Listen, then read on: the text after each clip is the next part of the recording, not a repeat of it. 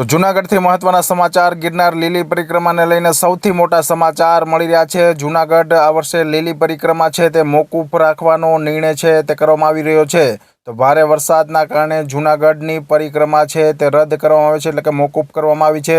વરસાદના હિસાબે ટ્રેક અને રસ્તાઓ ધોવાઈ જતા પરિક્રમા છે તે મોકૂફ રખાય છે। સાધુ સંતો અને અધિકારીઓ સાથે બેઠક બાદ નિર્ણય લેવામાં આવ્યો છે। તો જૂનાગઢની પરિક્રમા 2025 છે તે હાલ મોકૂફ કરવાનો નિર્ણય રાખવામાં આવ્યો છે।